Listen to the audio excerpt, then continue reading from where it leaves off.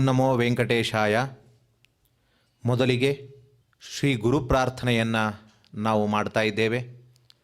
ಪ್ರತಿಯೊಂದು ಕಾರ್ಯಕ್ರಮವನ್ನು ಪ್ರಾರಂಭಿಸುವಾಗ ಭಗವಂತನಲ್ಲಿ ಭಕ್ತಿ ಮೂಡಬೇಕು ಅಂತಾದರೆ ಅವಶ್ಯವಾಗಿ ಗುರು ಪ್ರಾರ್ಥನೆಯನ್ನು ಮಾಡಲೇಬೇಕು.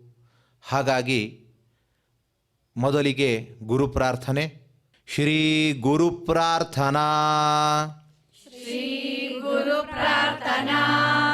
ಸಮಾಶ್ರಯೇದ್ ಗುರುಂ ಭಕ್ತ್ಯಾ ಮಹಾವಿಶ್ವಾಸಪೂರ್ವಕಂ ನಿಕ್ಷಿಪೇತ್ ಸರ್ವಭಾರಾಂಶ್ಚ ಗುರೋ ಶ್ರೀ ಪಾದ ಪಂಕಜೇ.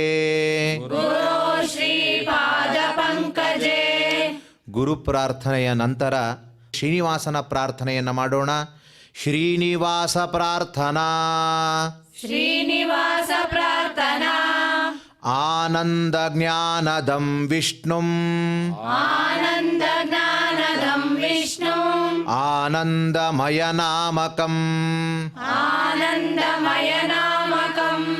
ಆನಂದೇನ ದದರ್ಶಾಥ ಆನಂದ ನಿಲಯಾಲಯೇ. ಮುಂದೆ ಸಂಕಲ್ಪ. ಅಥ ಸಂಕಲ್ಪಃ ಶ್ರೀಮದಾದಿವರಾಹ ಕ್ಷೇತ್ರೇ ವಿರಾಜಮಾನಸ್ಯ ಅಖಿಲಾಂಡಕೋಟಿ ಬ್ರಹ್ಮಾಂಡ ನಾಯಕಸ್ಯ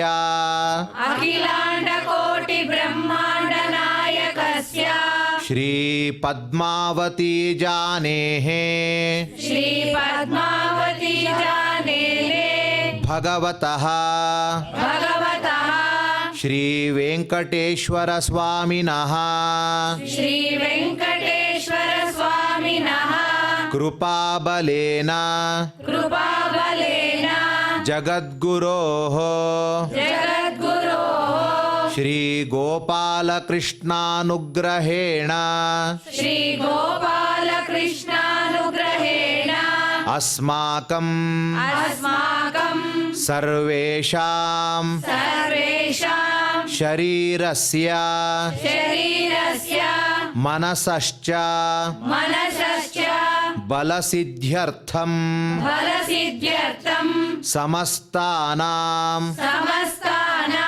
ಆಧಿವ್ಯಾಧೀನಾಂ ನಿವಾರಣಾರ್ಥಂ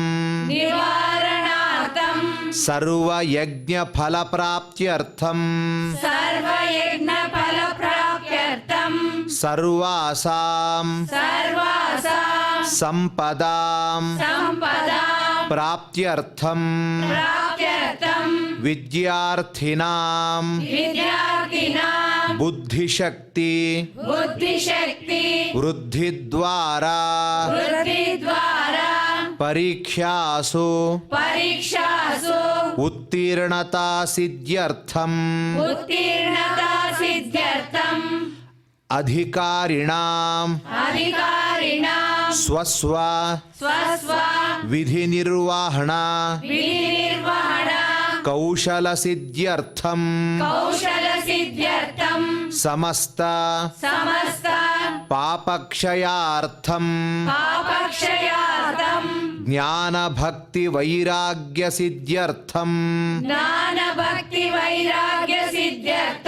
ಶ್ರೀ ಗೋಪಾಲಕೃಷ್ಣ ಪ್ರೇರಣಯ ಶ್ರೀ ಗೋಪಾಲಕೃಷ್ಣ ಪ್ರೀತ್ಯರ್ಥಂ ಶ್ರೀಮದ್ಭಗವದ್ಗೀತಾಯಾಃ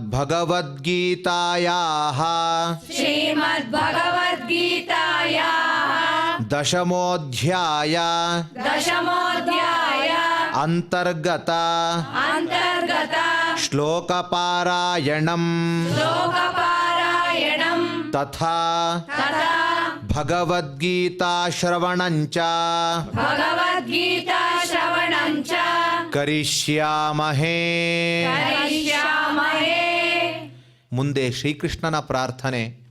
ಯಾಕೆ ಅಂದರೆ ಕಲಿಯುಗದಲ್ಲಿ ಕೃಷ್ಣದೇವರು ಹೆದ್ದೈವ ಅಂತ ಹೇಳಿದ್ದಾರೆ. ಅಂತಹ ಕೃಷ್ಣ ಪ್ರಾರ್ಥನೆಯಿಂದ ಕಲಿಕಲ್ಮಶ ಎಲ್ಲ ದೂರವಾಗ್ತದೆ. ಅದಕ್ಕಾಗಿ ಕೃಷ್ಣ ಪ್ರಾರ್ಥನೆಯನ್ನು ಮಾಡೋಣ. ಶ್ರೀ ಕೃಷ್ಣ ಪ್ರಾರ್ಥನಾ. ಕಂಸಾಂತಕಂ ಶಂಸನೀಯಂ ಸಂಶಾಂತಿಂ ಸಂಸೃತಿಚ್ಛಿದಂ ಸಂಶಯಚ್ಛೇದಿ ಸಂಸಿದ್ಧಂ ಶ್ರೀನಿವಾಸಂ ಭಜೇ ನಿಶಂ. ಭಗವದ್ಗೀತೆಯ ಅಧ್ಯಾಯದ ಪಾರಾಯಣಗಳು ನಡೀತಾ ಇದೆ. ಆದ್ದರಿಂದ ಭಗವದ್ಗೀತೆಯಲ್ಲೂ ಒಂದು ಭಗವಂತನ ಶಕ್ತಿ ಸನ್ನಿಹಿತವಾಗಿದೆ. ಹಾಗಾಗಿ ಆ ಭಗವದ್ಗೀತೆಯ ಪ್ರಾರ್ಥನೆಯೂ ಮುಖ್ಯವಾಗಿದೆ. ಅದನ್ನು ನಾವು ಈಗ ಮಾಡೋಣ. ಶ್ರೀಮದ್ ಭಗವದ್ಗೀತಾ ಪ್ರಾರ್ಥನಾ. ಶಾಸ್ತ್ರೇಷು ಭಾರತಂ ಸಾರಂ ತತ್ರ ನಾಮ ಸಹಸ್ರಕಂ ವೈಷ್ಣವಂ ಕೃಷ್ಣ ಗೀತಾ ಚ ತಜ್ಞಾನಾತ್ ಮುಚ್ಯತೇಂಜಸಾ. ಮುಂದೆ ವೇದವ್ಯಾಸ ದೇವರ ಪ್ರಾರ್ಥನೆ. ವ್ಯಾಸರೇ ಈ ಮಹಾಭಾರತವನ್ನು ರಚನೆ ಮಾಡಿದ್ದಾರೆ. ಅದರಲ್ಲಿ ಸೇರಿರುವಂಥದ್ದು ಭಗವದ್ಗೀತಾ. ಅಂತಹ ಎಲ್ಲದಕ್ಕೂ ಪುರಾಣಗಳಿಗೆ ಕರ್ತೃಗಳಾದ ಪೂಜ್ಯರಾದ ಭಗವಾನ್ ವೇದವ್ಯಾಸ ದೇವರ ಪ್ರಾರ್ಥನೆಯನ್ನು ನಾವು ಮಾಡಲೇಬೇಕು. ಹಾಗಾಗಿ ಆ ಪ್ರಾರ್ಥನೆಯನ್ನು ಮಾಡೋಣ. ಶ್ರೀ ವೇದವ್ಯಾಸ ಪ್ರಾರ್ಥನಾ. ವೇದವ್ಯಾಸ ಗುಣಾವಾಸ ವಿದ್ಯಾಧೀಶ ಸತಾಂ ವಶ ಮಾಂ ನಿರಾಶಂ ಗತಕ್ಲೇಶಂ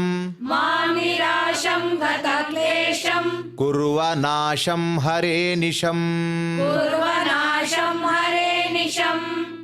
ಇಷ್ಟು ಪ್ರಾರ್ಥನೆಯನ್ನು ಮಾಡಿದ ನಾವುಗಳು ಮುಂದೆ ಈ ದಶಮಾಧ್ಯಾಯದ ಉತ್ತಮವಾಗಿರುವಂತಹ ಚಿಂತನೆಯನ್ನು ಮಾಡಿಸ್ಲಿಕ್ಕೋಸ್ಕರ, ಅದನ್ನು ನಾವು ಹೇಳುವಾಗ ಅನುಸಂಧಾನದಿಂದ ಹೇಳಲಿಕ್ಕೋಸ್ಕರ ಪೂಜ್ಯರಾದ ಆಚಾರ್ಯರು ಇವತ್ತು ಉಪಸ್ಥಿತರಿದ್ದಾರೆ. ಪ್ರತಿಯೊಂದು ವಸ್ತುವಿನಲ್ಲೂ ಭಗವಂತ ಇದ್ದಾನೆ. ಆದ್ದರಿಂದ ಅವನು ಇದ್ದದ್ದರಿಂದ ವಸ್ತುವು ಉಪಯುಕ್ತವಾಗಿದೆ ಎಂಬುವಂತಹ ರೀತಿಯಲ್ಲಿ ದೇವತೆಗಳಲ್ಲೂ ಭಗವಂತ ಇದ್ದಾನೆ, ಚರಾಚರ ಸಮಸ್ತ ಪ್ರಪಂಚದಲ್ಲೂ ಇದ್ದಾನೆ ಅಂತ ಹೇಳುವಂತಹ ಈ ಅಧ್ಯಾಯ, ಅದು ಈ ಒಂದು ವಿಭೂತಿ ಯೋಗ ಎಂಬುವಂತಹ ಅಧ್ಯಾಯ. ಅದರ ಬಗ್ಗೆ ತಿಳಿಸಿಕೊಡಬೇಕು ಅಂತ ಪೂಜ್ಯ ಆಚಾರ್ಯರಲ್ಲಿ ನಾವೆಲ್ಲರೂ ಕೂಡ ಪ್ರಾರ್ಥನೆಯನ್ನು ಮಾಡೋಣ. ಶ್ರೀಲಕ್ಷ್ಮೀ ವೆಂಕಟೇಶಾಯ ನಮಃ. ಅರ್ಜುನ ಶ್ರೀಕೃಷ್ಣ ಪರಮಾತ್ಮನನ್ನು ಸ್ತೋತ್ರ ಮಾಡುತ್ತಾ ಕೃಷ್ಣನಲ್ಲಿರುವ ಭಗವಂತನಲ್ಲಿರುವ ಅಸಾಧಾರಣವಾಗಿರ್ತಕ್ಕಂತಹ ಗುಣಗಳನ್ನು ಕೆಲವೊಂದು ಶಬ್ದಗಳಲ್ಲಿ ಉಲ್ಲೇಖ ಮಾಡಿದ್ದಾನೆ ಅನ್ನೋದನ್ನು 12ನೆಯ ಶ್ಲೋಕದಲ್ಲಿ ನಾವು ಮನನ ಮಾಡಿದ್ದೆವು.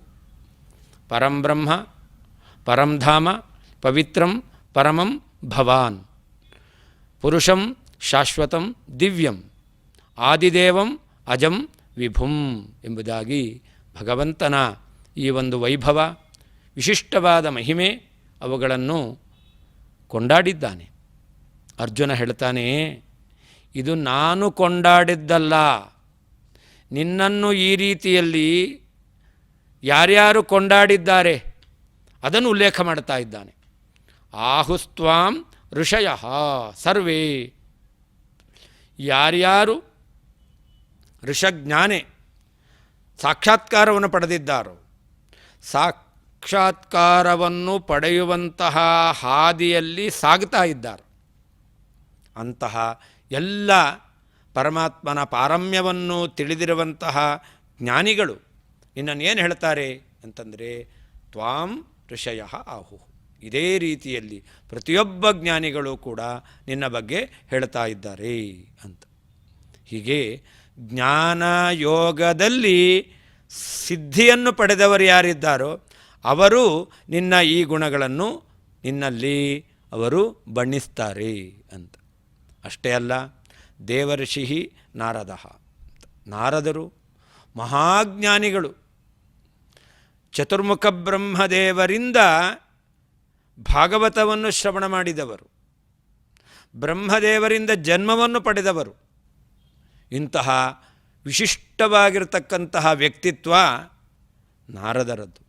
ಅಷ್ಟೇ ಅಲ್ಲ, ನಾರದರು ಭಕ್ತಿ ಸೂತ್ರವನ್ನು ರಚನೆ ಮಾಡಿಕೊಟ್ಟಂತಹ, ಜಗತ್ತಿನಲ್ಲಿ ಭಕ್ತಿಯನ್ನು ಪ್ರಚಾರ ಮಾಡತಕ್ಕಂತಹ ಮಹಾವ್ಯಕ್ತಿಗಳು ಅಂತಂದರೆ ನಾರದರು. ಅಂತಹ ನಾರದರು ಕೂಡ ನಿನ್ನ ಬಗ್ಗೆ ಏನು ಹೇಳಿದ್ದಾರೆ ಅದನ್ನು ನಾನು ಹೇಳಿದ್ದಾರೆ ಅಂತ ಎಲ್ಲೋ ಕೇಳಿದ್ದಲ್ಲ, ಅವರ ಬಾಯಿಂದಲೇ ನೇರವಾಗಿ ಕೇಳಿದ್ದೇನೆ. ಅರ್ಜುನ ಹೇಳ್ತಾ ಇದ್ದಾನೆ, ಋಷಿಗಳು ಹೇಳಿದ್ದಾಗಿರಬಹುದು, ನಾರದರು ಹೇಳಿದ್ದಾಗಿರಬಹುದು, ನಿನ್ನ ಬಗ್ಗೆ ಹೇಳಿದ್ದಾರೆ ಅಂತಂದರೆ ಇವತ್ತು ನಾವೆಲ್ಲ ಪತ್ರಿಕೆಯಲ್ಲಿ ಅವತ್ತಿನ ಅಥವಾ ಹಿಂದಿನ ದಿವಸ ನಡೆದ ಘಟನೆಯನ್ನು ನಾವು ಓದುತ್ತೇವೆ. ಅಂದರೆ ನಾವು ನೇರವಾಗಿ ನೋಡಿದ್ದಲ್ಲ, ನೇರವಾಗಿ ಕೇಳಿದ್ದಲ್ಲ, ಅದು ಹೇಳಿದವರದ್ದನ್ನು ನಾವು ಕೇಳಿ ತಿಳಿದದ್ದು, ಓದಿ ತಿಳಿದದ್ದು. ಆದರೆ ಅರ್ಜುನ ನಿನ್ನ ಬಗ್ಗೆ ಇಂತಹ ವಿಶಿಷ್ಟವಾಗಿರ್ತಕ್ಕಂತಹ ವ್ಯಕ್ತಿತ್ವವನ್ನು ಪ್ರತಿಪಾದನೆ ಮಾಡ್ತಾರೆ ಅನ್ನೋದನ್ನು ನಾನು ನೇರವಾಗಿ ಕೇಳಿದ್ದೇನೆ ಅಂತ. ಪಾಂಡವರು 12 ವರ್ಷಗಳ ಕಾಲ ವನವಾಸದಲ್ಲಿದ್ದರು. ಪಾಂಡವರ ಜೊತೆಯಲ್ಲಿ ಅನೇಕ ಋಷಿಗಳು 12 ವರ್ಷಗಳ ಕಾಲವೂ ಕೂಡ ಕಾಲವನ್ನು ಕಳೆದಿದ್ದಾರೆ. ಪಾಂಡವರ ವನವಾಸ ನಾವೆಲ್ಲ ಅಂದ್ಕೊಳ್ತೇವೆ, ಏನು ಅವಸ್ಥೆಯಪ್ಪ ಪಾಂಡವರದ್ದು, ಭಗವದ್ಭಕ್ತರು ಅಂತ ಹೇಳ್ತಾರೆ. 12 ವರ್ಷಗಳ ಕಾಲ ಗತಿ ಇಲ್ಲದೇನೆ ಅವರು ದಿಕ್ಕಾಪಾಲಾಗಿ ಕಾಡಿನಲ್ಲಿ ಕಾಲ ಕಳೆದರು ಅಂತ. ಆದರೆ ಭಗವದ್ಭಕ್ತರು ಅಂತ ನೀವೇನು ಹೇಳಿದ್ರಲ್ಲ, ಅದನ್ನು ಒಪ್ಪಿಕೊಳ್ಳೇಬೇಕು. ಪಾಂಡವರು 12 ವರ್ಷಗಳ ಕಾಲ ಸಂತೋಷದಿಂದ ಕಾಲವನ್ನು ಕಳೆದಿದ್ದಾರೆ. ಪಾಂಡವರ ಸುಖ ಎಷ್ಟಿತ್ತು!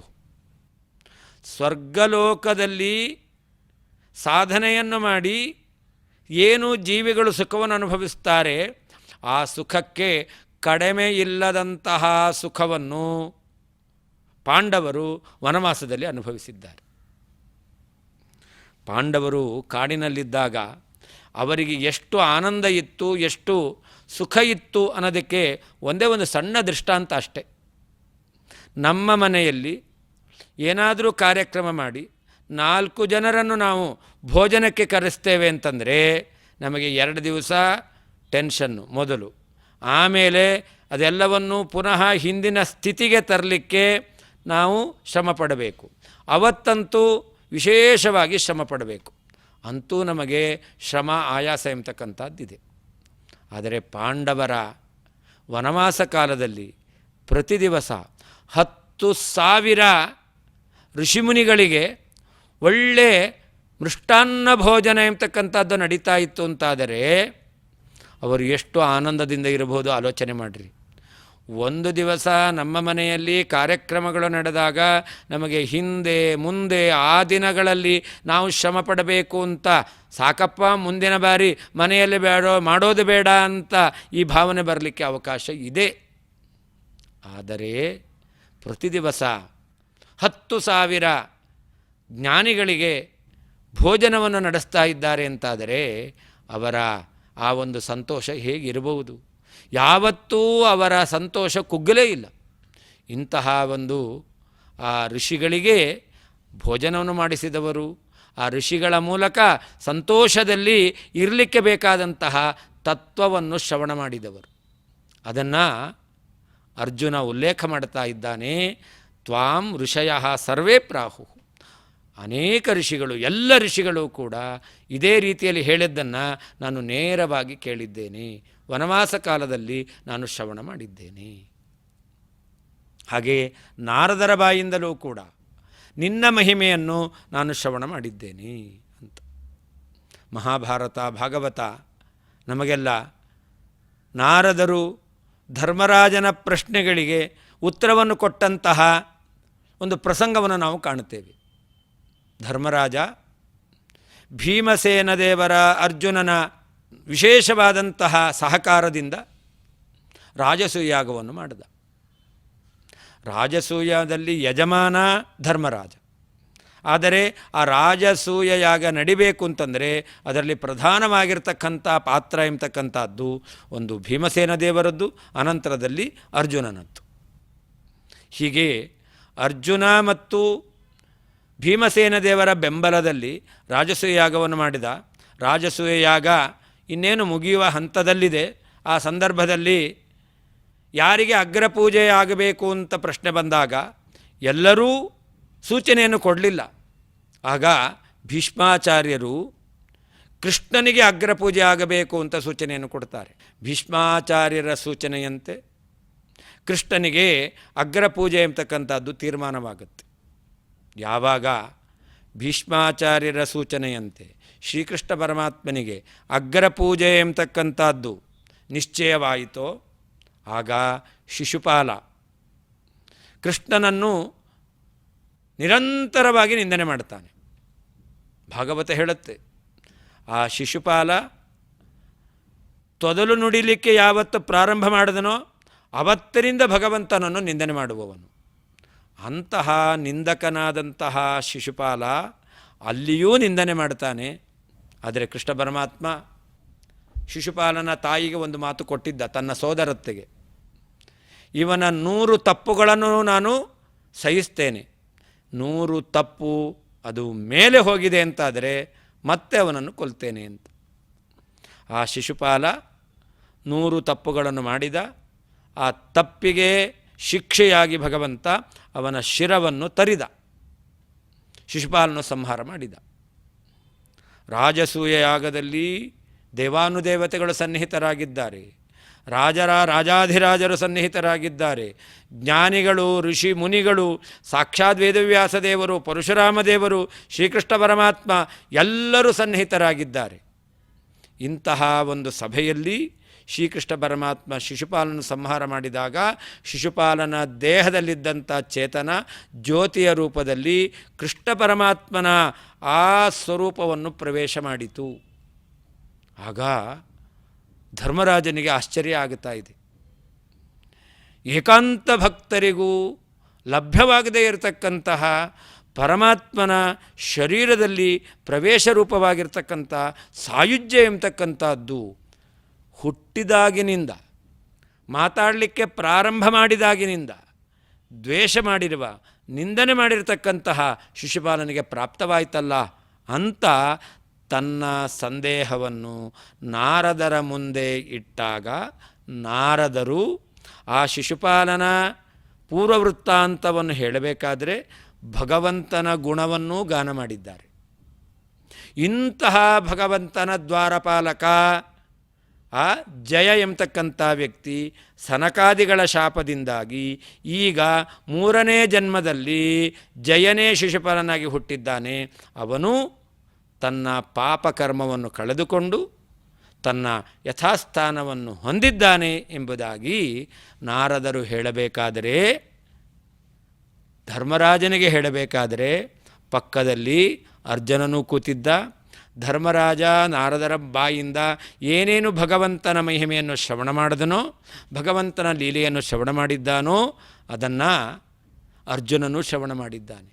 ಅದಕ್ಕೆ ಅವನು ಹೇಳ್ತಾ ಇದ್ದಾನೆ, ತಥಾ ದೇವರ್ಷಿ ನಾರದ, ದೇವರ್ಷಿಗಳಾಗಿರ್ತಕ್ಕಂತಹ ನಾರದರೂ ಕೂಡ ನಿನ್ನನ್ನು ಪುರುಷ, ಶಾಶ್ವತ, ದಿವ್ಯ, ಆದಿದೇವ, ಅಜ, ವಿಭು ಎಂಬುದಾಗಿ ಅನೇಕ ರೀತಿಯಲ್ಲಿ ಕೊಂಡಾಡಿದ್ದನ್ನು ನಾನು ಕೇಳಿದ್ದೇನೆ.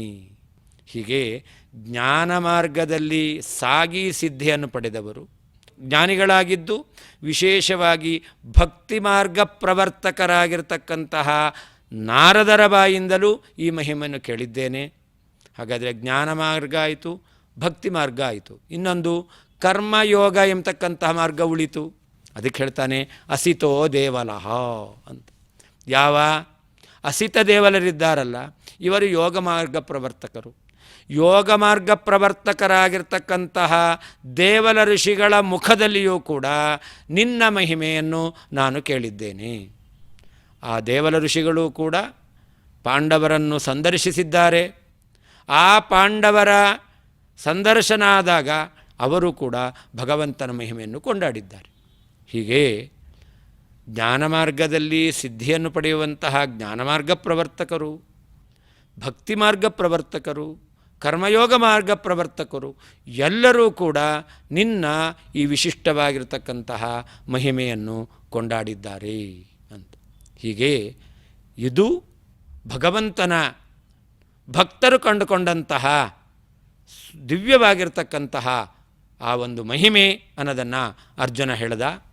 ಅಷ್ಟೇ ಅಲ್ಲ, ವ್ಯಾಸ ಅಂತ ವೇದವ್ಯಾಸ ದೇವರು ಕೂಡ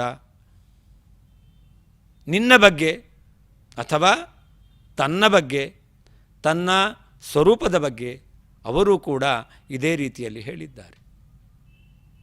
ವೇದವ್ಯಾಸ ದೇವರು ಮಾಡಿರುವಂತಹ ಒಂದು ವಿಶಿಷ್ಟವಾಗಿರ್ತಕ್ಕಂತಹ ಜ್ಞಾನ ಕಾರ್ಯ, ತತ್ವಜ್ಞಾನದ ಬಯಕೆ ಉಳ್ಳಂತಹ ಸಾಧಕ ಜೀವರಿಗೆ ಜ್ಞಾನಾಮೃತವನ್ನು ಪಾನ ಮಾಡಿ ಅವರೆಲ್ಲ ತನ್ನ ಅನುಗ್ರಹಕ್ಕೆ ಪಾತ್ರರಾಗಿ ತನ್ನ ಮನೆಯನ್ನು ಸೇರುವಂತಾಗಬೇಕು ಅಂತ ವೇದವ್ಯಾಸ ದೇವರು ಜ್ಞಾನ ಮಾರ್ಗವನ್ನು ತೋರಿದ್ದಾರೆ. ಅಂತಹ ವೇದವ್ಯಾಸ ದೇವರು ವೇದಗಳನ್ನು ಉದ್ಧಾರ ಮಾಡುವ ಮೂಲಕ, ವೇದಗಳನ್ನು ವಿಸ್ತಾರ ಮಾಡುವ ಮೂಲಕ, ವೇದಗಳ ಅಪಪಾಠಗಳನ್ನು ತಿದ್ದಿ ಸರಿಯಾದ ಪಾಠವನ್ನು ಕೊಡುವ ಮೂಲಕ ಅವರು ವ್ಯಾಸರಾಗಿದ್ದುಕೊಂಡು, ವೇದ ಅದು ಜ್ಞಾನದ ಖನಿ. ವೇದ ಅಂದರೆ ಅರಿವು, ಭಗವಂತನ ಅರಿವು. ಅದಕ್ಕೆ ಮುಖ್ಯವಾಗಿರ್ತಕ್ಕಂತಹ ಸಾಧನ ಅಂತಂದರೆ ವೇದ. ವೇದ ಏವ ಹಿ ಏನಂ ಅವೇದಯಂತಿ ತಸ್ಮಾದಾಹುಹು ವೇದ.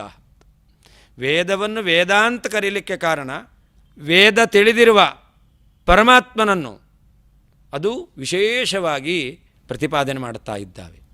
ಇಂತಹ ವೇದದ ಮೂಲಕ ಜಗತ್ತಿನಲ್ಲಿ ಭಗವಂತನ ಮಹಿಮೆಯನ್ನು ಪ್ರಚಾರ ಮಾಡಿದಂತಹ, ಪ್ರಸಿದ್ಧಿಗೊಳಿಸಿರ್ತಕ್ಕಂತಹ, ಪುನಃ ಪ್ರತಿಷ್ಠಾಪನೆ ಮಾಡಿರ್ತಕ್ಕಂತಹ ವೇದವ್ಯಾಸ ದೇವರು ನಿನ್ನನ್ನು ಪುರುಷ, ಶಾಶ್ವತ, ದಿವ್ಯ, ಆದಿದೇವ, ಅಜ, ವಿಭು ಎಂಬುದಾಗಿ ಕೊಂಡಾಡಿದ್ದಾರೆ. ಅಷ್ಟೇ ಅಲ್ಲ, ವೇದವ್ಯಾಸ ದೇವರು ಬ್ರಹ್ಮಸೂತ್ರಗಳನ್ನು ರಚನೆ ಮಾಡಿದ್ದಾರೆ. ವೇದಗಳ ಅರ್ಥವನ್ನು ನಿರ್ಣಯ ಮಾಡತಕ್ಕಂತಹ ಬ್ರಹ್ಮಸೂತ್ರಗಳು. ಆ ಬ್ರಹ್ಮಸೂತ್ರಗಳಲ್ಲಿ ಭಗವಂತನ ಈ ಎಲ್ಲ ಮಹಿಮೆಗಳನ್ನು ಕೂಡ ಅವರು ತೋರಿಸಿಕೊಟ್ಟಿದ್ದಾರೆ. ಪರಮಾತ್ಮ ಪೂರ್ಣವಾಗಿರ್ತಕ್ಕಂತಹ ಷಡ್ಗುಣೈಶ್ವರ್ಯ ಸಂಪನ್ನನಾಗಿದ್ದಾನೆ. ಅವನ ಎಲ್ಲ ಗುಣಗಳು ಕೂಡ ಶಾಶ್ವತವಾದದ್ದು. ಲೋಕವಿಲಕ್ಷಣನಾಗಿದ್ದಾನೆ. ದೇವತೆಗಳಿಗೆ ಜನ್ಮಾದ್ಯಸ್ಯತಃ ಎಲ್ಲರಿಗೂ ಜನ್ಮಪ್ರದನಾಗಿರ್ತಕ್ಕಂಥವನು ಪರಮಾತ್ಮ. ಅವನು ಅಜ, ಅವನು ವಿಭು. ಈ ರೀತಿಯಾದಂತಹ ಎಲ್ಲ ವೇದದಲ್ಲಿ ಉಕ್ತವಾಗಿರ್ತಕ್ಕಂತಹ ಈ ಗುಣಗಳ ರಾಶಿಯನ್ನು ವೇದಾರ್ಥ ನಿರ್ಣಾಯಕವಾಗಿರ್ತಕ್ಕಂಥ ಬ್ರಹ್ಮಸೂತ್ರಗಳನ್ನು ರಚನೆ ಮಾಡಿರ್ತಕ್ಕಂಥ ವೇದವ್ಯಾಸ ದೇವರು ಕೂಡ ಅವರು ಬಣ್ಣಿಸಿದ್ದಾರೆ. ಅಷ್ಟೇ ಅಲ್ಲ, ಯಾರಿಗೆ ಬ್ರಹ್ಮಸೂತ್ರಗಳ ಮೂಲಕ ವೇದದ ಅರ್ಥವನ್ನು ತಿಳಿದುಕೊಳ್ಳುವಂತಹ ಆ ಬುದ್ಧಿಮಟ್ಟ ಎಂಬತಕ್ಕಂಥದ್ದಿಲ್ವೋ ಅಂತಹ ವ್ಯಕ್ತಿಗಳು ಕೂಡ ಭಗವಂತನ ಮಹಿಮೆಯನ್ನು ಕಥೆಗಳ ಮೂಲಕ ತಿಳಿದುಕೊಳ್ಳಿ ಎಂಬುದಾಗಿ ಪುರಾಣಗಳನ್ನು ರಚನೆ ಮಾಡಿಕೊಟ್ಟವರು ವೇದವ್ಯಾಸ ದೇವರು.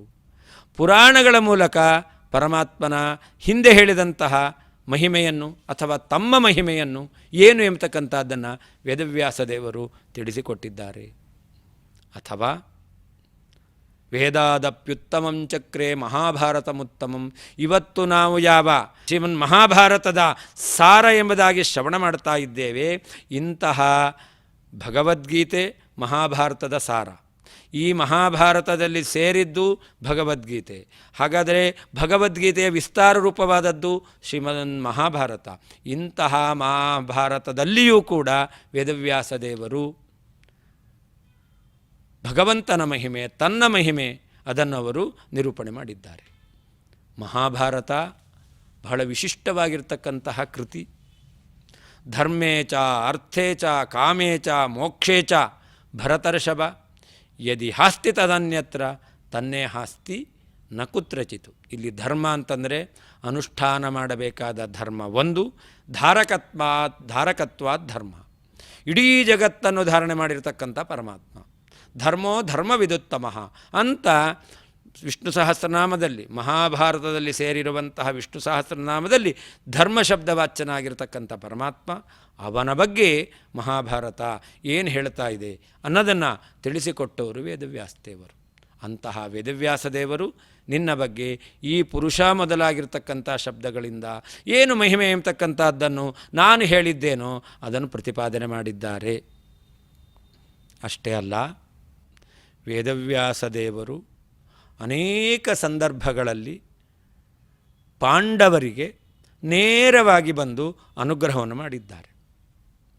ತತ್ಕಾಲದಲ್ಲಿ ಬಂದ ಆಪತ್ತನ್ನು ಪರಿಹಾರ ಮಾಡಿದ್ದಾರೆ. ಆಪತ್ತನ್ನು ಪರಿಹಾರ ಮಾಡಿದ್ದು ಮಾತ್ರ ಅಲ್ಲ, ಪಾಂಡವರಿಗೆ ವಿಶೇಷವಾಗಿರತಕ್ಕಂತಹ ಉಪದೇಶವನ್ನು ಕೂಡ ಮಾಡಿದ್ದಾರೆ. ಅದನ್ನು ನೆನಪು ಮಾಡಿಕೊಂಡು ಅರ್ಜುನ ಹೇಳ್ತಾ ಇದ್ದಾನೆ, ವ್ಯಾಸ ವೇದವ್ಯಾಸದೇವರು ನಾವು ಹಸ್ತಿನಾವತಿಯಲ್ಲಿದ್ದಾಗ, ನಾವು ಇಂದ್ರಪ್ರಸ್ಥದಲ್ಲಿದ್ದಾಗ, ನಾವು ವನವಾಸದಲ್ಲಿದ್ದಾಗ ಅನೇಕ ಬಾರಿ ಅವರಿಂದ ಉಪದೇಶವನ್ನು ಕೇಳಿದ್ದೇವೆ. ಹೀಗೆ ಆ ವೇದವ್ಯಾಸದೇವರ ಬಾಯಿಂದ ಬಂದಿರುವಂತಹ ಏನು ವಿಶೇಷವಾಗಿರ್ತಕ್ಕಂಥ ಮಹಿಮೆ ಅದು ಪುರುಷಾದಿ ಶಬ್ದಗಳಿಂದ ನಾನು ಹೇಳಿದ್ದೇನೆ. ಏನು ಕೇಳಿದ್ದೇನೋ ಎಲ್ಲವನ್ನೂ ಹೇಳಿಲ್ಲ, ಹೇಳಲಿಕ್ಕೆ ಸಾಧ್ಯವೂ ಇಲ್ಲ. ಅಂತಹ ವ್ಯಕ್ತಿತ್ವ ನಿನ್ನದು ಎಂಬುದಾಗಿ ಅರ್ಜುನ ಹೇಳ್ತಾ ಇದ್ದಾನೆ.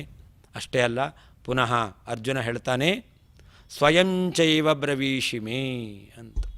ಭಗವಂತನ ಮಹಿಮೆ ಅದನ್ನು ಶ್ರೀಕೃಷ್ಣ ಪರಮಾತ್ಮನನ್ನು ಭವಾನ್, ನೀನು ಎಂತಹ ಗುಣವುಳ್ಳವನು, ನಿನ್ನ ವ್ಯಕ್ತಿತ್ವ ಏನು ಅಂತ ಅವನು ಉಲ್ಲೇಖ ಮಾಡ್ತಾ ನಿನ್ನ ಬಗ್ಗೆ ನೀನೇ ಹೇಳಿದ್ದೀಯಾ ಅಂತ. ಶ್ರೀಕೃಷ್ಣ ಪರಮಾತ್ಮ 2ನೇ ಅಧ್ಯಾಯದಲ್ಲಿ 11ನೇ ಶ್ಲೋಕದಿಂದ ಪ್ರಾರಂಭ ಮಾಡಿ ಭಗವಂತನ ಅನೇಕ ವಿಧವಾಗಿರ್ತಕ್ಕಂಥ ಮಹಿಮೆಯನ್ನು ಹೇಳಿಕೊಂಡು ಬಂದಿದ್ದಾನೆ. ನಾವಿಲ್ಲಿ ಅಜಾ ಅಂತ ಹೇಳಿದೆವು, ನ ಜಾಯತೆ ಮ್ರಿಯತೆ ವಾ ಕದಾಚಿತ್ ಅಂತ ಭಗವಂತ ತನ್ನ ವ್ಯಕ್ತಿತ್ವ ಏನು ಅನ್ನೋದನ್ನು ಪುರಾಣ ಇತಿಹಾಸ ಮಹಾಭಾರತ ಅದು ಏನು ಹೇಳುತ್ತೆ, ವೇದದಲ್ಲಿ ಹೇಳಿದ್ದನ್ನು ತನ್ನ ಸ್ವರೂಪವನ್ನು ಬಣ್ಣಿಸಿದೆ ಅಂತ ಪರಮಾತ್ಮ ಹೇಳಿದ್ದಾನೆ. ಅಷ್ಟೇ ಅಲ್ಲ, ಅಚ್ಛೇದ್ಯೋಯಂ ಅದಾಕ್ಷ್ಯೋಯಂ ಅಕ್ಲೇದ್ಯೋಶೋಷ್ಯೇವಚ ಇತ್ಯಾದಿ ಶಬ್ದಗಳಿಂದ ಪರಮಾತ್ಮ ಅವನು ಶಾಶ್ವತ, ಯಾವ ರೀತಿಯಾಗಿರ್ತಕ್ಕಂತಹ ವಿಕಾರವೂ ಇಲ್ಲ. ಶಸ್ತ್ರಾಸ್ತ್ರಗಳಿಂದ ಛೇದನ ರೂಪವಾಗಿರ್ತಕ್ಕಂತಹ ವಿಕಾರ ಎಂಬತಕ್ಕಂಥದ್ದಿಲ್ಲ. ಬೆಂಕಿಯಿಂದ ಸುಟ್ಟು ಹೋಗೋ ವಿಕಾರ ಆಗತಕ್ಕಂಥದ್ದಿಲ್ಲ. ನೀರಿನಲ್ಲಿ ನೆಂದು ಹೋಗಿ ವಿಕಾರ ಆಗತಕ್ಕಂಥದ್ದಿಲ್ಲ. ಗಾಳಿಯಲ್ಲಿ ಒಣಗಿ ಹೋಗಿ ವಿಕಾರ ಆಗತಕ್ಕಂಥದ್ದು ಇಲ್ಲ.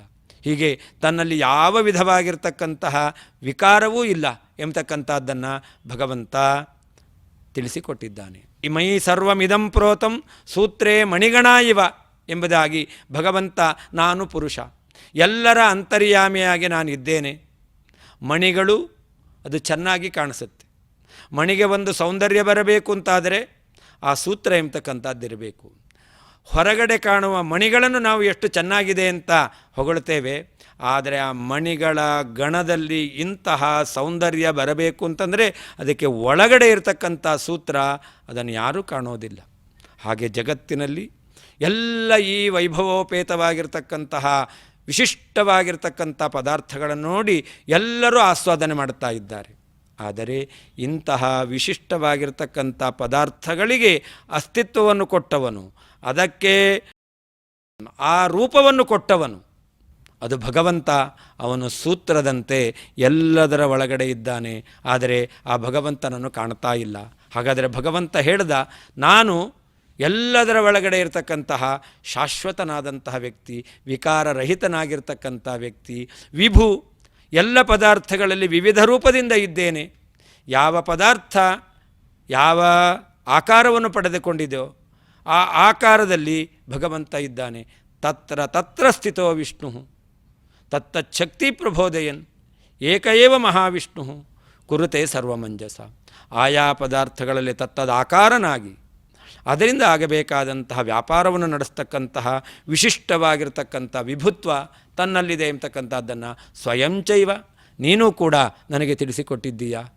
ಹೀಗೆ ಭಗವಂತ ಅವನು ಹೇಳ್ದ, ನಾನು ಬಿಂಬರೂಪಿ, ನೀವೆಲ್ಲ ಪ್ರತಿಬಿಂಬರು ಅಂತ. ಕೃಷ್ಣ ಪರಮಾತ್ಮ ನತ್ವೇವಾಹಂ ಜಾತುನಾಸಂ ನತ್ವಂ ನೇಮೇ ಜನಾಧಿಪಾಃ ನಚೈವ ನ ಭವಿಷ್ಯಾಮಃ ಸರ್ವೇ ವಯಮತಃ ಪರಂ ಅಂತ ಭಗವಂತ ಯಾರಿಗೂ ನಾಶ ಇಲ್ಲ ಅಂತ ಹೇಳ್ದ.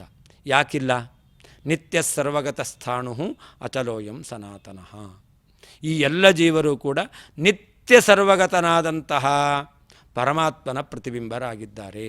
ಅನಾಶಿನೋಪ್ರಮೇಯಸ್ಯ, ನಾಶರಹಿತನಾದ ಅಪ್ರಮೇಯ, ಪೂರ್ಣವಾಗಿ ತಿಳ್ಕೊಳ್ಳಿಕ್ಕಾಗದೇ ಇರತಕ್ಕಂತಹ, ಸರ್ವತ್ರ ವ್ಯಾಪ್ತನೂ ಆಗಿರತಕ್ಕಂತಹ ಪರಮಾತ್ಮನ ಪ್ರತಿಬಿಂಬ ಜೀವರು ಎಂಬುದಾಗಿ ತನ್ನ ಮಹಿಮೆಯನ್ನು ಭಗವಂತ ಹೇಳಿಕೊಂಡಿದ್ದಾನೆ. ಪುನಃ ನಾವು ಹಿಂದಿನ ಅಧ್ಯಾಯಗಳಲ್ಲಿ ಪರಮಾತ್ಮ ಹೇಳಿರ್ತಕ್ಕಂತಹ ಎಲ್ಲ ಮಹಿಮೆಯನ್ನು ಅನುಸಂಧಾನ ಮಾಡಬೇಕಾಗುತ್ತೆ.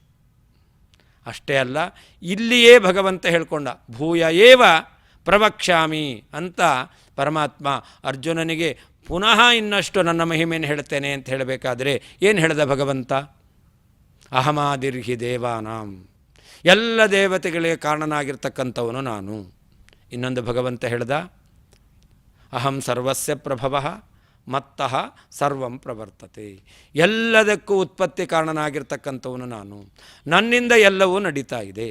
ಹೀಗೆ ಸ್ವಯಂಚೈವ ಬ್ರವೀಷಿಮಿ, ನೀನೇ ನಿನ್ನ ಮಹಿಮೆಯನ್ನು ಈ ರೀತಿಯಲ್ಲಿ ಕೂಡ ಹೇಳಿದ್ದೀಯಾ ಎಂಬುದಾಗಿ ಆ ಪರಮಾತ್ಮನ ಒಂದು ವ್ಯಕ್ತಿತ್ವ ಅದು ಜ್ಞಾನಿಗಳಿಂದ ದೃಷ್ಟವಾದದ್ದು, ನಾರದರಿಂದ ದೃಷ್ಟವಾದದ್ದು, ಯೋಗ ಮಾರ್ಗ ಪ್ರವರ್ತಕರಾದಂಥ ಅಸಿತ ದೇವರಿಂದ ದೃಷ್ಟವಾದದ್ದು. ಅಷ್ಟೇ ಅಲ್ಲ, ಸ್ವತಃ ಭಗವಂತನಿಂದ ಎರಡು ರೂಪಗಳಿಂದ ವರ್ಣಿತವಾಗಿರತಕ್ಕಂಥದ್ದು. ದ್ವಿಬದ್ಧಂ ಸುಬದ್ಧಂ ಭವತಿ ಅಂತ. ಒಂದು ಗಂಟು ಹಾಕಿದರೆ ಬಿಚ್ಚೋಗ್ಬೋದು, ಎರಡು ಗಂಟು ಹಾಕಿದರೆ ಅದು ಗಟ್ಟಿಯಾಗಿ ನಿಲ್ಲುತ್ತೆ. ಹಾಗೆ ಭಗವಂತ ತನ್ನ ಎರಡು ರೂಪಗಳಿಂದ, ಒಂದು ವೇದವ್ಯಾಸ ರೂಪದಿಂದ, ಇನ್ನೊಂದು ಕೃಷ್ಣ ರೂಪದಿಂದ ಅದೇ ಮಹಿಮೆಯನ್ನು ಹೇಳಿದ್ದಾನೆ. ಹಾಗಾದರೆ ಏನಾಯಿತು? ದ್ವಿಬದ್ಧಂ ಸುಬದ್ಧಂ ಭವತಿ, ಎರಡು ಬಾರಿ ಭಗವಂತ ಎರಡು ರೂಪಗಳಿಂದ, ಇಲ್ಲಿ ನಾವು ಹೇಳ್ತಾ ಇರೋದು ಎರಡಲ ಕಪಿಲ, ದತ್ತಾತ್ರೇಯ, ಹಯಗ್ರೀವ, ಐತರೇಯ, ಈ ಅನೇಕ ರೂಪಗಳಿಂದ ಭಗವಂತ ಪ್ರತಿಪಾದನೆ ಮಾಡಿದ್ದಾನೆ. ಆದ್ದರಿಂದಾಗಿ ಪರಮಾತ್ಮನ ಈ ವ್ಯಕ್ತಿತ್ವ ಎಂಬತಕ್ಕಂಥದ್ದು ಶಾಸ್ತ್ರದಲ್ಲಿ ಏನು ವರ್ಣಿತವಾಗಿದೆ ಅಂತಹ ಆ ರೂಪವನ್ನು ಕೃಷ್ಣನನ್ನು ಕಂಡವನು, ಕೃಷ್ಣನ ಬಗ್ಗೆ ಕೇಳಿದವನು, ಕೇಳಿ ಅನುಸಂಧಾನ ಮಾಡಿದವನು ಅರ್ಜುನ ಆ ಭಗವಂತನ ದಿವ್ಯವಾದಂತಹ ರೂಪವನ್ನು ಭಗವಂತನ ಎದುರುಗಡೆ ಅವನು ಉಲ್ಲೇಖ ಮಾಡಿ ಆ ರೀತಿಯಾದಂತಹ ರೂಪವನ್ನು ಕೊಂಡಾಡಿ ಭಗವಂತನಲ್ಲಿ ಪ್ರಾರ್ಥನೆ ಮಾಡಲಿಕ್ಕೆ ಉಪಕ್ರಮಿಸ್ತಾ ಇದ್ದಾನೆ. ಮುಂದೆ ಏನು ಹೇಳ್ತಾನೆ ಅನ್ನೋದನ್ನು ಮುಂದಿನ 14ನೇ ಶ್ಲೋಕದಲ್ಲಿ ನಾವು ಮನನ ಮಾಡೋಣ. ಈ ಒಂದು 12 ಮತ್ತು 13ನೇ ಆ ಒಂದು ಶ್ಲೋಕದಲ್ಲಿ ಅರ್ಜುನ ವಿಶೇಷವಾಗಿ ಭಗವಂತನ ರೂಪಗಳನ್ನು ಅವನು ಅನುಸಂಧಾನ ಮಾಡಿ ತಾನು ಕಂಡುಕೊಂಡದ್ದನ್ನು ವಿಶೇಷವಾಗಿ ನಿರೂಪಣೆ ಮಾಡುತ್ತಾ ಭಗವಂತನನ್ನು ಪ್ರಾರ್ಥನೆ ಮಾಡಿದ್ದಾನೆ. ಇಂತಹ ಆ ಪರಮಾತ್ಮ ಅವನಿಗೆ ಇದನ್ನು ನಾವು ಅರ್ಪಣೆ ಮಾಡೋಣ. ಶ್ರೀನಿವಾಸಾಭಿನ್ನನಾಗಿರ್ತಕ್ಕಂಥ ಕೃಷ್ಣ ಅವನ ಮಹಿಮೆಯನ್ನು ಅರ್ಜುನ ನಿರೂಪಣೆ ಮಾಡಿದ್ದಾನೆ ಅಂತ ಹೇಳ್ತಾ ಶ್ರೀಕೃಷ್ಣಾರ್ಪಣವಸ್ತು. ಅಥ ಶ್ರೀ ಭಗವದ್ಗೀತಾಸು ಉಪನಿಷತ್ಸು ಬ್ರಹ್ಮವಿದ್ಯಾಯಾಂ ಯೋಗಶಾಸ್ತ್ರೇ ಶ್ರೀಕೃಷ್ಣಾರ್ಜುನ ಸಂವಾದೇ ವಿಭೂತಿಯೋಗೋ ನಾಮ ದಶಮೋಧ್ಯಾಯಃ. ಶ್ರೀಭಗವಾನುವಾಚ ಭೂಯ ಏವ ಮಹಾಬಾಹೋ ಶೃಣು ಮೇ ಪರಮಂ ವಚಃ ಯತ್ತೇಹಂ ಪ್ರೀಯಮಾಣಾಯ ವಕ್ಷ್ಯಾಮಿ ಹಿತಕಾಮ್ಯಯಾ ನ ಮೇ ವಿದುಃ ಸುರಗಣಾಃ न मे विदुः सुरगणाः ಪ್ರಭವನ್ನ ಮಹರ್ಷಯಃ प्रभवं न महर्षयः ಅಹಮಾದಿರ್ಹಿ ದೇವಾನಾಂ अहमादिर्देवानां ಮಹರ್ಷೀಣಾಂ ಚ ಸರ್ವಶಃ महर्षीणां च सर्वशः ಯೋ ಮಾಮಜಮನಾದಿಂ ಚ यो मामजमनादिं च ವೇತ್ತಿ ಲೋಕಮಹೇಶ್ವರಂ वेत्ति लोकमहेश्वरम् ಅಸಮ್ಮೂಢಃ ಸಮರ್ಥ್ಯೇಷು असम्मूढस्य मर्तेषु ಸರ್ವಪಾಪೈಃ ಪ್ರಮುಚ್ಯತೆ सर्वपापैः प्रमुच्यते ಬುದ್ಧಿರ್ಜ್ಞಾನಮಸಮ್ಮೋಹಃ बुद्धिर्ज्ञानसम्मोहः ಕ್ಷಮಾ ಸತ್ಯಂ ದಮಃ ಶಮಃ क्षमा सत्यं दमः शमः ಸುಖಂ ದುಃಖಂ ಭವೋ ಭಾವೋ सुखं दुःखं भवो भावो ಭಯಂ ಚ ಭಯಮೇವ ಚ भयं च भयमेव च ಅಹಿಂಸಾ ಸಮತಾ ತುಷ್ಟಿಃ अहिंसा समता तुष्टिः ತಪೋದಾನಂ ಯಶೋ ಯಶಃ तपोदानं यशो यशः ಭವಂತಿ ಭಾವಾ ಭೂತಾನಾಂ भवन्ति भावा भूतानां ಮತ್ತ ಏವ ಪೃಥಗ್ವಿಧಾಃ मत्त एव पृथग्विदाः ಮಹರ್ಷಯಃ ಸಪ್ತ ಪೂರ್ವೇ महर्षयः सप्त पूर्वे ಚತ್ವಾರೋ ಮನವಸ್ಥತಾ चत्वारो मनवस्तथा ಮದ್ಭಾವಾ ಮಾನಸಾ ಜಾತಾ मद्भावा मानसा जाता ಯೇಷಾಂ ಲೋಕ ಇಮಾಃ ಪ್ರಜಾಃ येषां लोक इमः प्रजा ಏತಾಂ ವಿಭೂತಿಂ ಯೋಗಂಚ एतां विभूतिं योगं च ಮಮ ಯೋ ವೇತ್ತಿ ತತ್ವತಃ मम यो वेत्ति तत्त्वतः ಸೋವಿಕಂಪೇನ ಯೋಗೇನ सोऽविकम्पेन योगेन ಯುಜ್ಯತೆ ನಾತ್ರ ಸಂಶಯಃ युज्यते नात्र संशयः ಅಹಂ ಸರ್ವಸ್ಯ ಪ್ರಭವಃ अहं सर्वस्य प्रभवः ಮತ್ತಃ ಸರ್ವಂ ಪ್ರವರ್ತತೆ मत्तः सर्वं प्रवर्तते ಇತಿ ಮತ್ವಾ ಭಜಂತೆ ಮಾಂ इति मत्वा भजन्ते मां ಬುಧಾ ಭಾವ ಸಮನ್ವಿತಾಃ बुधा भावसमन्विताः ಮಚ್ಚಿತ್ತಾ ಮದ್ಗತ ಪ್ರಾಣಾಃ मच्चित्ता मद्गता प्राणाः ಬೋಧಯन्तಃ ಪರಸ್ಪರಂ बोधयन्तः परस्परं ಕಥಯಂತಶ್ಚ ಮಾಂ ನಿತ್ಯಂ कथयन्तश्च मां नित्यं ತುಷ್ಯಂತಿ ಚ ರಮಂತಿ ಚ तुष्यन्ति च रमन्ति च ತೇಷಾಂ ಸತತಯುಕ್ತಾನಾಂ तेषां सततयुक्तानां ಭಜತಾಂ ಪ್ರೀತಿಪೂರ್ವಕಂ भजतां प्रीतिपूर्वकं ದದಾಮಿ ಬುದ್ಧಿಯೋಗಂಚಂ ददामि बुद्धियोगं तं ಯೇನ ಮಾಮುಪಯಾಂತಿ ತೇ येन मामुपयान्ति ते ತೇಷಾಮೇವಾನುಕಂಪಾರ್ಥಂ तेषामेवानुकम्पार्थम् ಅಹಮಜ್ಞಾನಜಂ ತಮಃ अहमज्ञानजं तमः ನಾಶಯಾಮ್ಯಾತ್ಮಭಾವಸ್ಥೋ नाशयामात्मभावस्यो ಜ್ಞಾನದೀಪೇನ ಭಾಸ್ವತ ज्ञानदीपेन भास्वता ಅರ್ಜುನ ಉವಾಚ अर्जुन उवाच ಪರಂ ಬ್ರಹ್ಮ ಪರಂ ಧಾಮ परं ब्रह्म परं धाम ಪವಿತ್ರಂ ಪರಮಂ ಭವಾನ್ पवित्रं परमं भवान् ಪುರುಷಂ ಶಾಶ್ವತಂ ದಿವ್ಯಂ पुरुषं शाश्वतं दिव्यम् ಆದಿದೇವಮಜಂ ವಿಭುಂ आदिदेवमजं विभुम् ಆಹುಸ್ತ್ವಾಂ ಋಷಯಃ ಸರ್ವೇ आहुष्यानुषयः सर्वे ದೇವರ್ಷಿರ್ನಾರದಸ್ಥತಾ देवर्षिर्नारदस्तथा ಅಸಿತೋ ದೇವಲೋ ವ್ಯಾಸಃ असितो देवलो व्यासः ಸ್ವಯಂ ಚೈವ ಬ್ರವೀಷಿ ಮೇ स्वयं चैव ब्रवीषि मे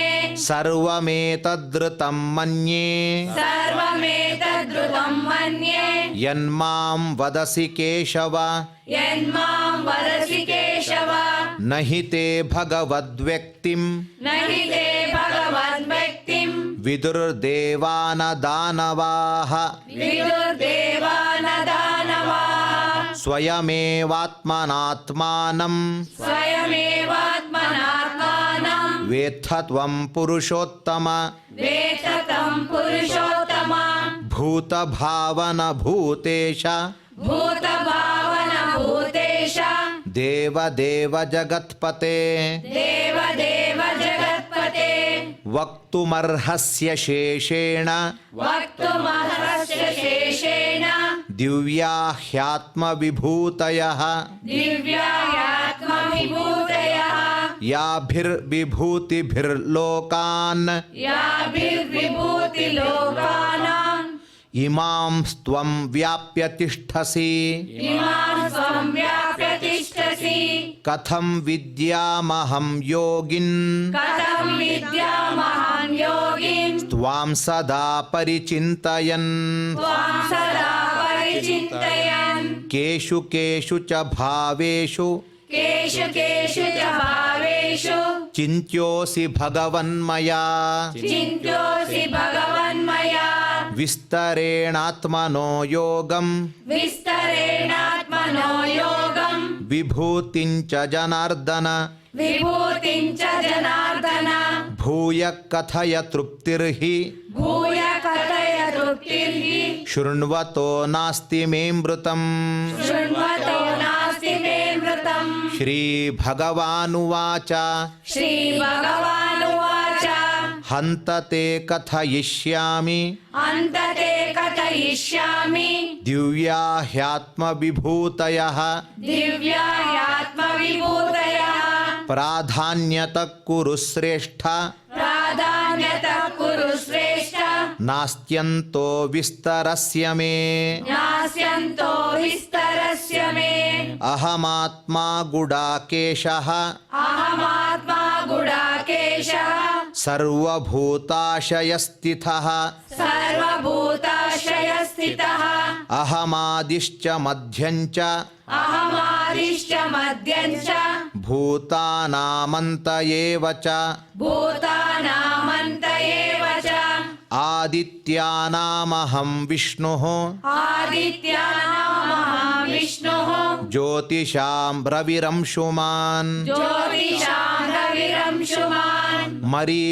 ಮರೀಚಿರ್ಮರುತಾಮಸ್ಮಿ ಮರೀಚಿರ್ಮರುತಾಮಸ್ಮಿ ನಕ್ಷತ್ರಾಣಾಮಹಂ ಶಶಿ ನಕ್ಷತ್ರಾಣಾಮಹಂ ಶಶಿ ವೇದಾನಾಂ ಸಾಮವೇದೋಸ್ಮಿ ವೇದಾನಾಂ ಸಾಮವೇದೋಸ್ಮಿ ದೇವಾನಾಮಸ್ಮಿ ವಾಸವಃ ದೇವಾನಾಮಸ್ಮಿ ವಾಸವಃ ಇಂದ್ರಿಯಾಣಾಂ ಮನಶ್ಚಾಸ್ಮಿ ಇಂದ್ರಿಯಾಣಾಂ ಮನಶ್ಚಾಸ್ಮಿ ಭೂತಾನಾಮಸ್ಮಿ ಚೇತನ ಭೂತಾನಾಮಸ್ಮಿ ಚೇತನ ರುದ್ರಾಣಾಂ ಶಂಕರಶ್ಚಾಸ್ಮಿ ರುದ್ರಾಣಾಂ ಶಂಕರಶ್ಚಾಸ್ಮಿ ವಿತ್ತೇಶೋ ಯಕ್ಷರಕ್ಷಸಾಂ ವಿತ್ತೇಶೋ ಯಕ್ಷರಕ್ಷಸಾಂ ವಸೂನಾಂ ಪಾವಕಶ್ಚಾಸ್ಮಿ ವಸೂನಾಂ ಪಾವಕಶ್ಚಾಸ್ಮಿ ಮೇರುಶಿಖರಿಣಾಮಹಂ ಮೇರುಶಿಖರಿಣಾಮಹಂ ಪುರೋಧಸಾಂ ಚ ಮುಖ್ಯಂ ಮಾಂ ಪುರೋಧಸಂ ಚ ಮುಖ್ಯಂ ಮಾಂ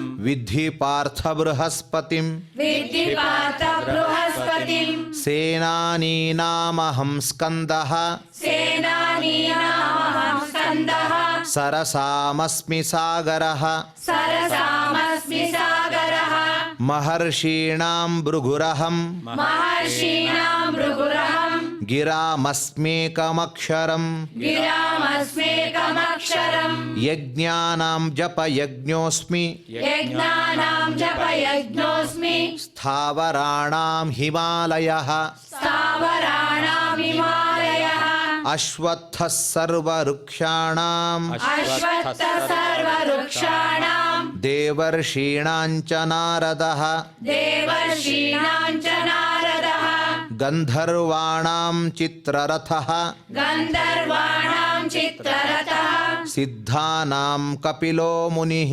सिद्धानां कपिलो मुनिः उच्छैश्रवसमश्वानां उच्चैश्रवसमश्वानां विद्धि माममृतोद्भवम् विद्धि माममृतोद्भवम् ऐरावतं गजेन्द्राणां ऐरावतं गजेन्द्राणां नराणां च नराधिपम् नराणां च नराधिपम् आयुधानामहं वज्रम् आयुधानामहं वज्रम् धेनूनामस्मि कामधुक् धेनूनामस्मि कामधुक् प्रजनश्चास्मि कन्दर्पः प्रजनश्चास्मि कन्दर्पः सर्पाणामस्मि वासुकिः सर्पाणामस्मि वासुकिः अनन्तश्चास्मि नागानाम् अनन्तश्चास्मि नागानां वरुणो यादसामहम् वरुणो यादसामहम् पितॄणाम् अर्यमा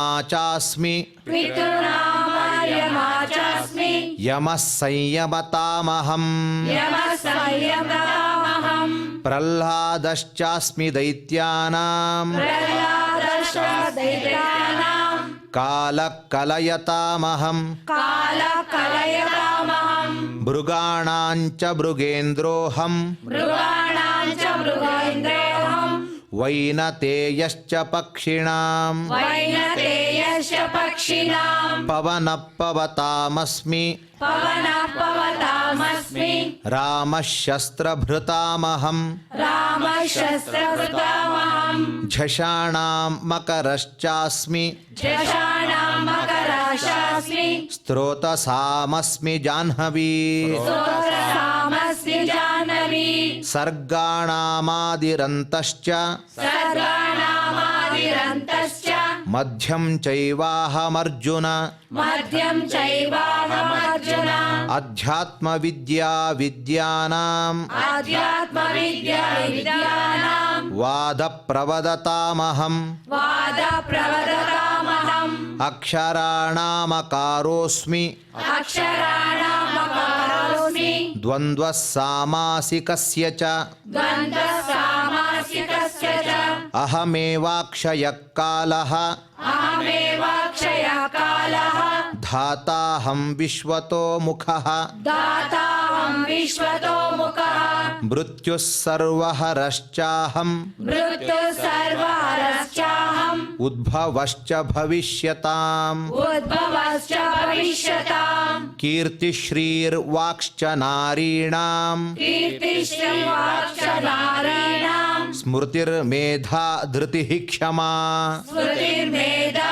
धृतिक्षमा बृहत्साम तथा साम्नाम् बृहत्सामतथासामाम् गायत्री छन्दसामहम् गायत्री छन्दसामहम् मासानां मार्गशीर्षोऽहम् मासानां मार्गशीर्षोऽहम् ऋतूनां कुसुमाकरः ऋतूनां कुसुमाकरः द्यूतं छलयतामस्मि द्यूतं चलयतामस्मि तेजस्तेजस्विनामहम् तेजस्तेजस्विनामहम् जयोऽस्मि व्यवसायोऽस्मि जयोऽस्मि व्यवसायोऽस्मि सत्त्वं सत्त्ववतामहम् सत्त्वं सत्त्ववतामहम् वृष्णीनां वासुदेवोऽस्मि वृष्णीनां वासुदेवोऽस्मि पाण्डवानां धनञ्जयः पाण्डवानां धनञ्जयः